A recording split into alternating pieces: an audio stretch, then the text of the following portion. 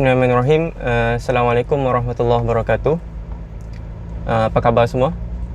Jadi insyaAllah kali ini saya akan cuba berkongsi lagi berkenaan dengan sedikit pengetahuan yang boleh saya kongsikan berkenaan dengan pengurusan kewangan peribadi. Sekarang ini saya tengah memandu untuk turun bekerja. Sebelum saya berkongsi, izinkan saya memperkenalkan diri terlebih dahulu. Nama saya Muhammad Nur Hisham bin Talang. Boleh panggil Hisham Talang. Nama trademark saya sekarang ni Hisham Talang. Dahulu mengambil ijazah Sarjana Muda Pengurusan Muamalat ataupun Islamic Finance. Kemudian sekarang ini bekerja di Tabung Baitul Mal Sarawak dalam pengurusan zakat dan wakaf. Dan pada masa yang sama sedang mengambil Executive Master in Islamic Finance di INSIF sebagai part-time student dalam master, and then dan baru sahaja mendapat license untuk menjadi ejen takaful di Great Eastern Takaful. Jadi apabila saya berkongsi berkenaan dengan pengurusan kewangan adalah kawan-kawan yang PM, Syam, boleh share tentang tips nak saving, and then boleh tak nak share macam mana buat pelaburan saham, and then berkongsi apa pula tentang tips-tips pengurusan kewangan dari sudut Islamik punya konsep, contohnya daruriyah, hajiyah, tahsiniyah, dan apa juga aulawiyat dalam kita hendak mengurus kewangan peribadi ni. To be honest, saya sebenarnya tak adalah pandai untuk menguasai semua bidang dalam kewangan. Lagipun baru saja setahun pengalaman bekerja di Tabung Baitul Mal Sarawak dan hanya berada di peringkat degree sahaja dalam Islamic Finance. Tapi insyaAllah ini adalah kira macam permulaan perjalanan saya sendiri dalam mengecapi dan menceburi bidang kewangan Islamik ini, kewangan Islam. Tapi sebelum saya nak berkongsi berkenaan dengan pelbagai tips-tips, saya juga perlulah terlebih dahulu study the content and then try what is the best way to deliver the content to make you guys who watch this video can fully understand and easy to use it and apply it in our daily life.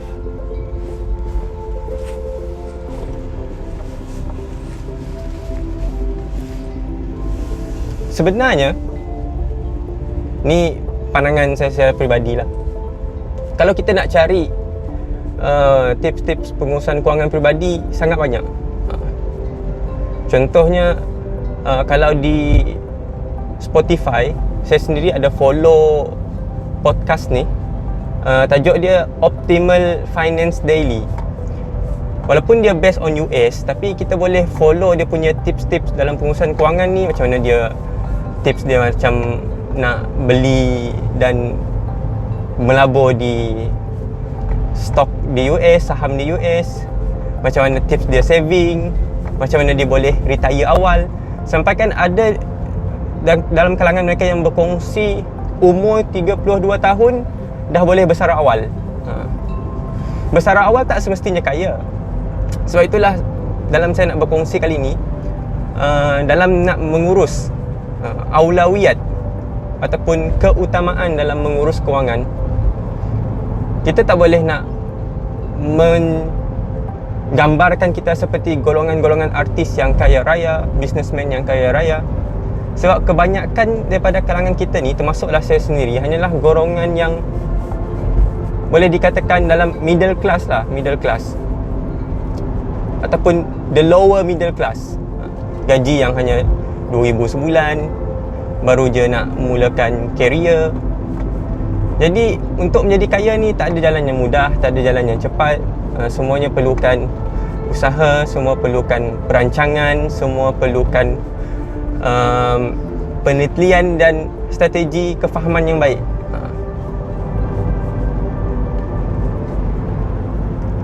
Jadi saya personally apa yang saya boleh kongsikan berkenaan macam mana saya apply prinsip-prinsip kewangan dalam diri sendiri ni, saya pegang kepada dua asas lah.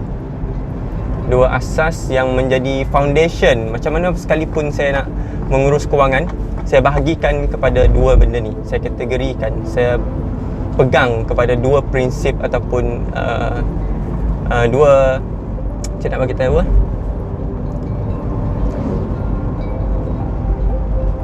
dua perkara yang penting lah, dua perkara yang penting untuk kita ambil perhatian. Yang pertama adalah mindset, dan yang kedua adalah self-discipline. Disiplin diri tu. Mindset, ingat dua ni. Cuba pegang dua ni dahulu. Mindset dan juga disiplin diri. Bila bercakap tentang mindset, sebenarnya saya mula berminat untuk menceburi bidang kewangan ni sewaktu pengajian asasi Nilam Puri Kelantan. Buku pertama yang mengubah mindset saya, nanti insyaAllah saya akan cuba buat satu video khas untuk berkongsi tentang konten buku ni, macam mana dia boleh mengubah mindset saya dalam pengurusan kewangan, adalah karya Robert T. Kiyosaki, How A Student Work for C Student and B Student Work for Government. Maksudnya, macam mana pelajar yang cemerlang ni, pelajar yang dapat A ni, dia boleh bekerja dengan pelajar yang dapat C. Pelajar yang belajar pun tak mana pun, biasa je. Waktu di universiti, waktu di sekolah, biasa je C student ni. Dan golongan middle class pula, yang golongan B student ni kebanyakannya makan gaji, buat dengan government, kerja bawah orang. Dan kenapa perkara ni terjadi?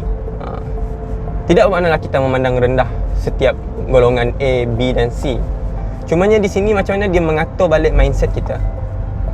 Apa sebenarnya yang hendak kita capai ataupun matlamat kewangan yang kita ingin capai pada jangka masa yang panjang. Kalau kita sebagai orang Islam, tak lain tak bukan adalah untuk mendapatkan keredaan Allah, untuk mendapat ganjaran syurga. Jadi segala kewangan ataupun urus tadbir, cara kita untuk mendapatkan wang, cara kita membelanjakannya, cara kita menggunakannya, pastikan berlandaskan dengan landasan syariah. Itu tak dinafikan lagi. Cumanya di sini macam mana kita nak menetapkan mindset kita. Adakah kita nak kaya raya? Adakah kita nak beli kereta dahulu? Adakah kita nak beli rumah dahulu?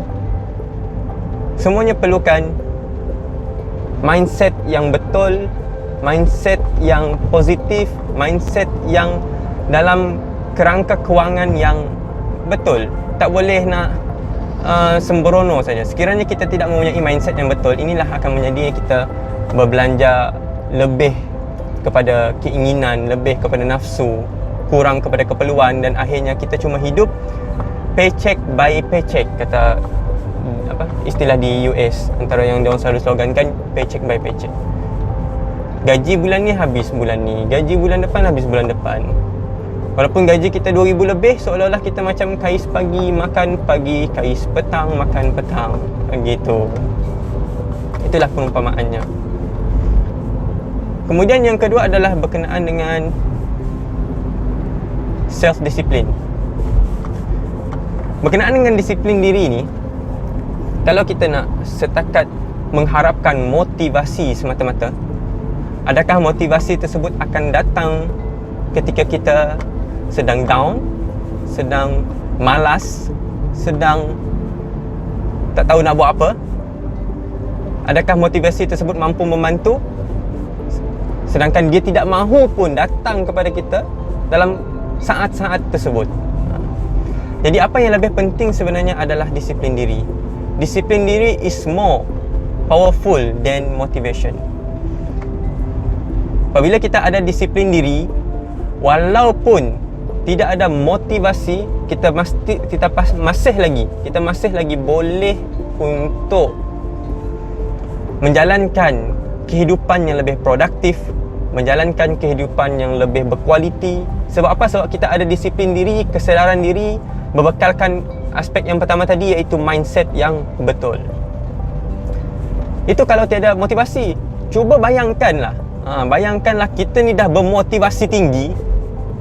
Kita dah bermotivasi tinggi, dan ditambah lagi dengan disiplin diri yang mantap, lagilah berlipat-lipat kali ganda kau punya produktif. Gitu. Jadi pastikan dulu kita berbekalkan dua perkara ni. Yang pertama, mindset tu kena betul. Pastikan kita punya mindset yang dalam kerangka dalam agama Islam, dalam kerangka syariah yang betul, dalam kerangka Islam yang betul. Kemudian yang kedua, pastikan disiplin diri tu terbaik. Nobody's perfect. Tak ada yang sempurna, tak ada yang boleh ni. Kita try lah sikit-sikit.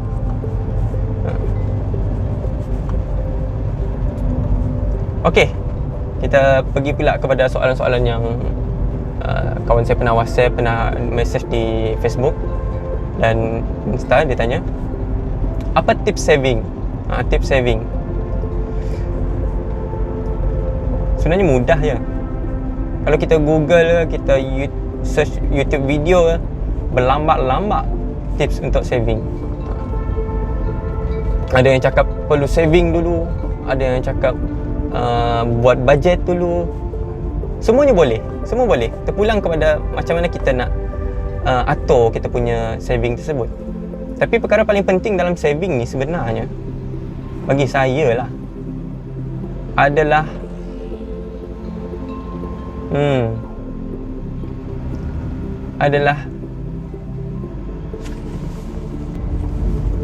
okay, sama balik. Saya tengah fikir ni. Saving ni in the best way lah, saya boleh katakan menahan keinginan yang sementara untuk memenuhi keperluan yang lebih utama. Gitu. Saya ulang balik. Saving ni adalah kita menahan keinginan yang sementara untuk memenuhi keperluan yang lebih utama.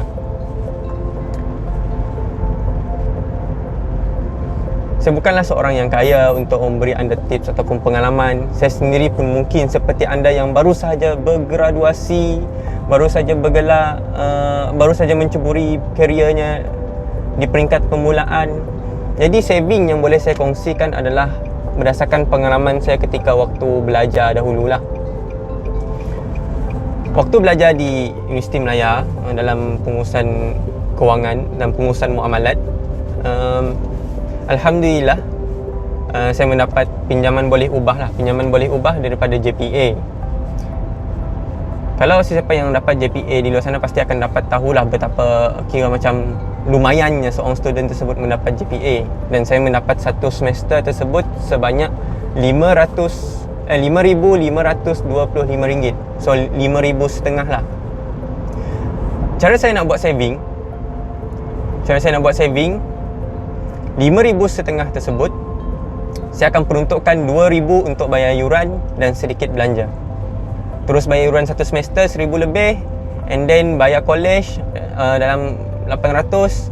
So ngam-ngam kira dalam RM2,000 lah. Okay, RM2,000. And then ada baki RM3,500.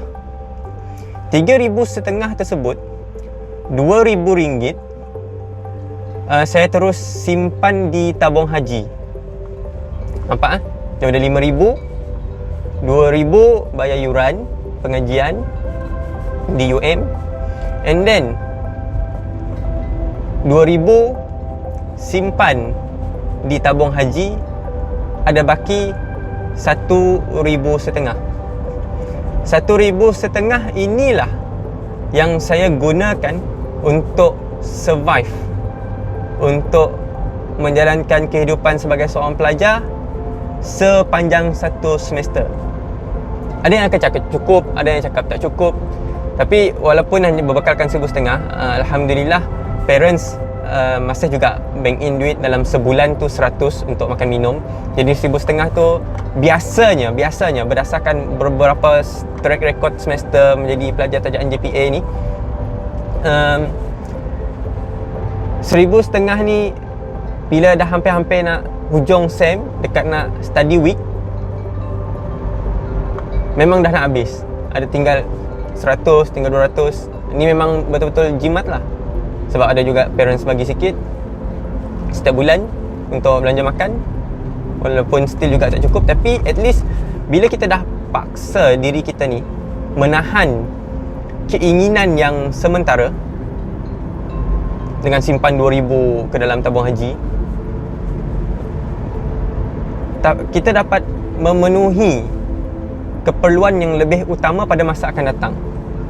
Melalui cara ni tadi, cara 2,000 bayar yuran, 2,000 simpan tabung haji, and then 1,500 boleh digunakan untuk hidup. Kadang-kadang ada lebih, kadang-kadang tak ada lebih. Alhamdulillah pada tahun 2019, tahun lepas, berjaya menyimpan duit sebanyak hampir RM10,000. Hampir RM10,000. Tak pernah ambil kerja part time, tak pernah nak jana pendapatan ikut MLM waktu student, tak pernah pun ikut apa-apa untuk jana pendapatan lah. Memang fully study, join macam-macam program belajar. Alhamdulillah, graduate je dapat simpan RM10,000, hampir RM10,000 lah. Cuba bayangkan, ketika asasi di Nilam Puri, saya banyak habiskan masa pergi ke Thailand, sampai 3-4 kali pergi ke Thailand. Keliling semenanjung Malaysia sebab saya asal Sarawak, and then pergi ke seluruh negeri, pergi ke Terengganu, pergi ke Kedah, pergi ke Melaka, pergi ke mana lagi, pergi ke Perlis ketika asasi. Kemudian masuk ke Universiti Malaya Kuala Lumpur. Tahun yang pertama saya pergi ke Kemboja, pergi ke Kemboja untuk join program sukarelawan. Tahun yang kedua saya join pula program outbound exchange student ke Patani, Thailand, Prince of Songkhla University. Tahun yang ketiga pula saya join outbound program lagi, student di Sakarya University, Turki. Dapat pergi ke Istanbul. Jadi sepanjang saya belajar, setiap tahun saya pergi overseas. Setiap tahun pergi ke overseas, tu baru satu program. Belum lagi join aktiviti persatuan di universiti, join lagi projek-projek college, and then join lagi jadi exco akademik di jabatan tempat belajar, jabatan syariah pengurusan di fakulti. Tak campur lagi hang out dengan member, pergi ke Negeri Sembilan, pergi ke Johor. Dan saya pernah konvoi pakai motosikal, naik ke Genting, pergi ke Cameron Highland pakai motosikal Kapcai, DAF. Ingat lagi motor tu, saya dah jual dah. Jual murah dengan adik-adik junior. Jadi saving ni kita perlukan dua tadi, asas tadi. Mindset tu kena betul, apa yang kita nak capai, apa yang kita perlu bentuk dalam kerangka pemikiran kita. And then yang kedua adalah disiplin diri tu. Kalau kita tak disiplinkan diri, duit tu memang 2,000 tu boleh beli iPhone, boleh beli iPad, and then nak pergi ke melancong ke Singapura masih murah lagi. Nak pergi melancong ke Korea. Ingat, dalam saving ni kita menahan keinginan yang sementara untuk memenuhi keperluan yang lebih utama pada masa akan datang. Saving. InsyaAllah dengan basic kewangan ni kita start dengan saving dulu. Saving. Lepas tu dalam video pertama saya kongsikan berkenaan dengan 3 aspek pengurusan kewangan. Saving ni masuk dalam aspek yang pertama, langkah yang pertama, the first step, baby step, iaitu liquidity. Kalau dah bekerja tu pastikan ada 3 bulan gaji. Kalau gaji 2,000, simpanan ada 6,000. Kalau gaji 3,000, simpanan kena 9,000. Sebab apa? Sebab kita tak tahu, mungkin tiba-tiba ada emergency, tiba-tiba kereta rosak, tiba-tiba kita tinggal jauh, and then kena emergency nak jumpa family. Penting kena ada emergency fund ni. Dan emergency fund ni, lepas kita guna, contohnya kereta rosak, kena keluarkan 2,000, kena bayar balik tu 2,000 tu. Jangan biarkan saving anda lepas kurang, anda biarkan kurang. Pastikan dia sentiasa maintain. Makin tinggi gaji, makin tinggi saving. Makin tinggi gaji, makin tinggi saving. Lepas saving anda settle, lepas liquidity anda tadi settle, barulah anda beralih kepada protection. Bila cakap tentang protection ni, kita sangat skeptikal tau. Termasuklah saya sendiri lah. Waktu belajar, walaupun belajar dulu pengurusan muamalat, ada subjek takaful ataupun Islamic insurance ni, tapi masih juga skeptikal dengan produk takaful, masih juga skeptikal apalagi dengan ejen lah. Tapi saya sekarang saya sendiri pula dah jadi ejen Great Eastern Takaful. Nanti saya akan buat share lah sikit tentang produk-produk Great Eastern Takaful, insyaAllah. Okay, kita balik pula tentang protection. Jadi bila cakap tentang protection, saya tak terfikir pun. Sepatutnya waktu saya mula-mula masuk kerja, sepatutnya saya ambil protection dulu tau. Sebab kita mudah je sekarang, sebab ada investment link. Ada investment link. Maksudnya bila kita menyumbang, kalau dalam takaful kita menyumbang contribution dalam account fund tabaruk, dalam dana tabaruk, dana sukarela, dana sumbangan, dana bantuan, gitulah untuk difaham. Sebenarnya kita bukannya hangus gitu je. Kalau niat kita betul dalam takaful ni, yang mana kita bagi duit tu untuk menyumbang, dapat pahala, insyaAllah. Bahkan kalau dalam investment link, selepas 20 tahun kita boleh dapat balik, boleh pulang balik modal. Sebab dia investment link, dia ada rangkaian ataupun jaringan dengan pelindungan. Kita tadi ada jaringan dengan pelaburan. Contoh kita contribute 200.5 sebulan. 200.5 ni dia kira boleh jadi kita punya force saving, long term force saving. Sebab 200.5 tersebut selepas 20 tahun kita akan dapat balik 60,000 insya-Allah. Dalam pada masa yang sama, di selain kita dapat jadikan dia sebagai long term saving, protection tadi kita boleh dapat sekali. Kita ada manfaat medical card, kita ada manfaat hibah, kita ada manfaat critical illness, kita ada manfaat apa lagi, accident. So sangat berbaloi lah. Kita dapat saving and then kita dapat protection. Lepas settle protection ni, baru kita pergi ke liquidity. Ni yang saya sedikit risau lah dengan kawan-kawan yang ramai yang mula masuk main saham. Dia cakap nak ambil ASB dulu, dia nak melabur dalam unit trust lah, ada yang sampai share hartanah lah, macam-macam lah. Dia terlalu macam mana? Biasalah orang baru nak graduate, dapat first gaji, dia terlalu excited nak mengembangkan duit dia tu kepada investment ataupun menjana keuntungan ni, profitability terlebih dahulu. Dia kurang tepat sebenarnya, kurang tepat. Sepatutnya pergi ke protection dahulu. Dan inilah yang saya baru sedar, saya sendiri baru sedar lepas masuk dan cuba menerokai industri takaful ni dengan lebih mendalam, baru saya faham kenapa protection tersebut sebenarnya berlipat-lipat kali ganda lebih penting daripada investment, daripada profitability. Kenapa? Kalau anda tanya kenapa kepada mana-mana ejen, sama ada insurans ataupun takaful, mereka boleh menjelaskan kepada anda. Tak kisahlah kalau anda macam tahu saya ni Great Eastern Takaful, tak nak ambil, anda nak ambil Pro BSN, anda nak ambil Takaful Ikhlas, nak ambil Takaful Malaysia, nak ambil AIA, terpulang, tak kisah pun. Sebab apa? Sebab apa yang penting adalah kita hendak mendapatkan kehidupan yang lebih baik, hendak mendapatkan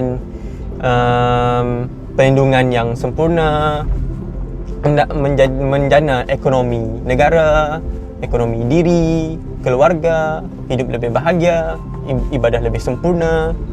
Itu yang kita nak capai, mindset yang perlu kita letak. Okey, kembali kepada persoalan tadi. Kenapa security ataupun perlindungan takaful ini lebih baik daripada profitability ataupun insurance? Cuba bayangkan, kalau boleh ambil calculator lah, takut salah kira. Cuba bayangkan kita nak saving 200.5. 200.5 selepas 1 tahun, kalau simpan sebulan dapat berapa? 2,000, 3,000 3,000. Okey, setahun dapat simpan 3,000. 10 tahun 30,000. 20 tahun dapat saving 60,000. Okey, anda seorang yang sangat komit, sangat berwawasan, sangat berdisiplin dalam saving, sehingga kan selepas 20 tahun anda dapat saving sebanyak RM60,000. Bukan itu saja, anda saving dalam ASB. 60,000 tersebut maybe dapat jadi hampir 100,000, ataupun dekat unit trust, ataupun anda melabur dalam mana-mana portfolio pelaburan. Cuba bayangkan, dalam proses 20 tahun tersebut anda menyimpan. Na'udzubillah min zalik, kita tak boleh. Ini risiko yang pasti. Kita sendiri sebagai orang Islam pun kena yakin kematian itu pasti, musibah itu pasti. Dalam apa Allah firman, hatta ya'tiyanal yaqin, sehingga datangnya keyakinan. Keyakinan di sini adalah dimaksudkan sebagai kematian, sehingga datangnya kematian. Tapi kita taklah mengumpamakan sebagai kematian. Cuba kita bayangkan accident. Mungkin kita cedera parah sikit, kaki patah ke, tangan patah, na'udzubillah. Kita tak minta, tapi di sinilah gunanya pelindungan tadi. Kos yang perlu anda tanggung untuk perubatan kemalangan tadi, bayangkan sejumlah pembedahan, ganti pasang besi, and then kos rawatan, ward, kerugian, tak ada gaji lagi, tak boleh nak bekerja. Kita kehilangan anggaran paling maksimum kita letak RM30,000 RM30,000. Simpanan anda selama 10 tahun hilang dalam sekelip mata. Bukan senang nak mengumpul 200.5 setiap bulan selama 10 tahun, jadi RM30,000. RM30,000 tersebut terus lesap, terus habis semata-mata untuk kos rawatan tadi. Bayang, fikir-fikir ya. Muhasabah kejap.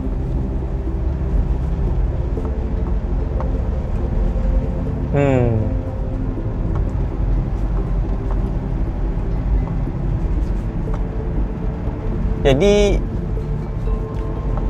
kita pun cakap, macam mana kalau tak ada accident, tak ada apa, kan rugi. Tak ada rugi tuan-tuan, tak rugi. Sebab sekarang ni produk takaful kebanyakannya investment link. Anda ada saving, selepas 20 tahun anda boleh dapat balik 60,000 tersebut, dan anda boleh hidup dengan aman, tenteram. Sebab apa? Sebab ada pelindungan. Kalau apa-apa hal, anda ada protection, pelindungan takaful tadi. Dan apa yang lebih menarik, kalaupun anda tidak pernah menggunakan pelindungan tersebut, anda ada dua manfaat ataupun mindset yang anda boleh letak dalam minda kita. Yang pertama, sumbangan 200.5 tadi, kita ambil contoh 200.5 tadi kan, kepada takaful telah dimanfaatkan oleh mereka yang susah, mereka yang accident, mereka yang kemalangan, mereka yang kehilangan ahli keluarga. 200.5 yang anda sumbangkan tersebut telah diagihkan kepada mereka yang menghadapi kesusahan. Sebab itulah apabila anda menggunakan mindset dan meletakkan niat untuk membantu golongan yang susah, untuk anda menyumbang, untuk anda bersedekah dalam tabaruk fund tersebut, barulah anda akan mendapat manfaat pahala di sisi Allah Ta'ala, insyaAllah. Itu yang pertama. Itu adalah salah satu bentuk ibadah kita juga, mindset kita. Kemudian yang kedua, walaupun anda tidak pernah menggunakan protection ataupun perlindungan takaful tadi, sebenarnya anda boleh Apabila anda umur sudah makin tua, anda pun cakap tak perlulah medical card, tak perlu dah lah accident semua ni. Saya nak tukar jumlah 200.5 manfaat yang ada tersebut, manfaat accident, manfaat medical card, tukar kepada hibah sepenuhnya.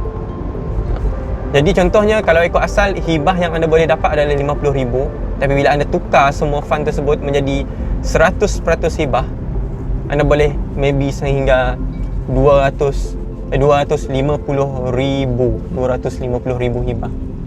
Anda cakap, bolehlah, biarlah hibah ini nanti diberikan kepada anak-anak, diberikan kepada keluarga yang lebih memerlukan untuk meneruskan kehidupan mereka bila kita sudah tiada.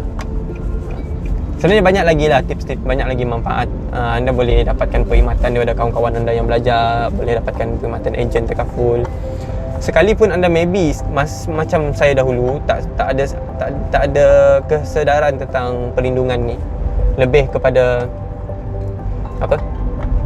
profit, lebih kepada saham, lebih kepada pelaburan. Jumpalah dengan beribu-ribu ejen yang ada di seluruh Malaysia. Cuba dapatkan dia orang punya consultation. Cuba, jom kita pergi makan, kau belanjalah aku nak dengar kau punya produk. Minta je dia orang belanja. Kalau nak minta saya belanja pun saya boleh je, setakat nasi lemak RM5 dengan air tu tak ada masalah. Tu pun kira sedekah. Tak nak beli, tak nak subscribe Takaful pun tak apa pun, tak kisah sangat. At least manfaat kita bersama, kongsi ilmu. Dan kalaupun masih ada skeptikal dengan ejen, pergilah jumpa mana-mana yang anda yakin. Jumpa lecturer finance ke, jumpa apa lagi, jumpa orang yang anda yakin, keluarga-keluarga yang ada subscribe Takaful, ataupun keluarga yang tak ada subscribe Takaful pun. Cuba dengar dia orang punya pandangan, dia orang punya pendapat, dia orang punya nasihat. InsyaAllah di situ kita akan dapat meningkatkan kelebihan masing-masing lah. Okay, dah tak lama lagi nak sampai ke tempat kerja.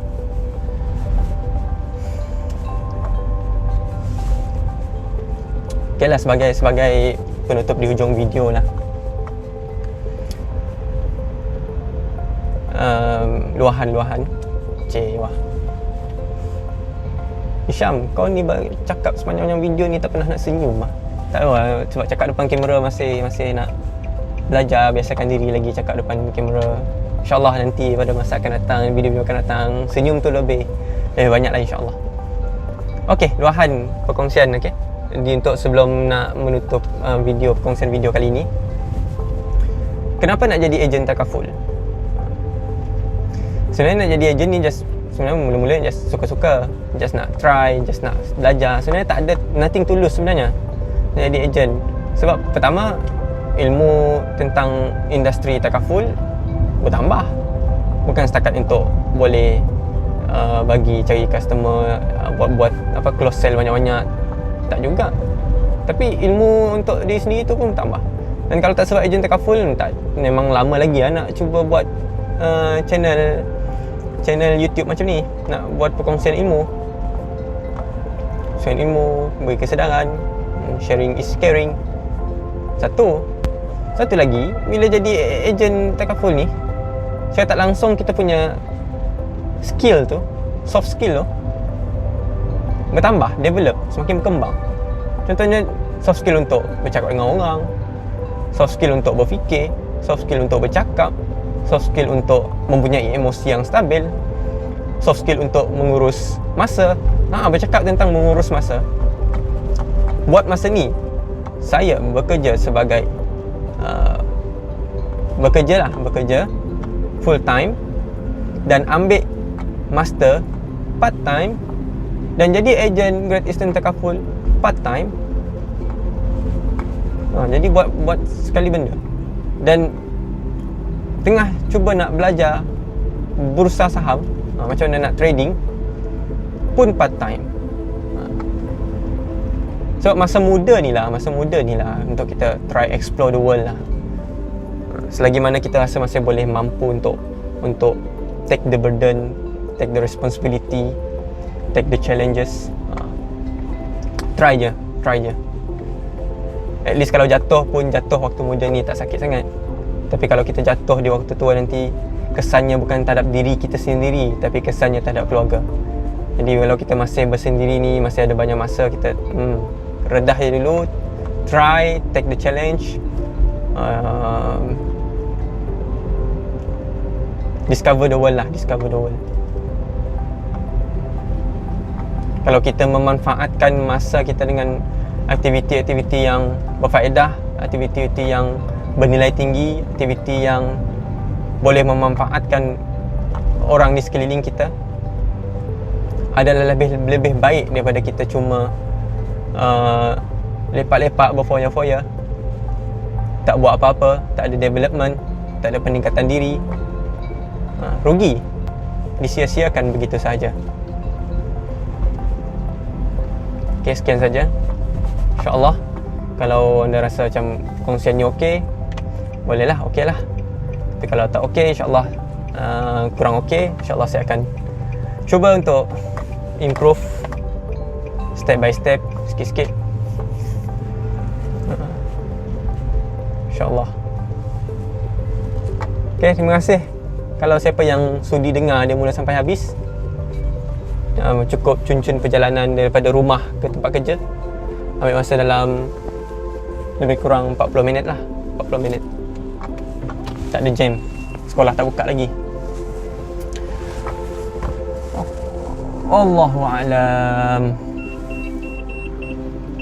Assalamualaikum warahmatullahi wabarakatuh.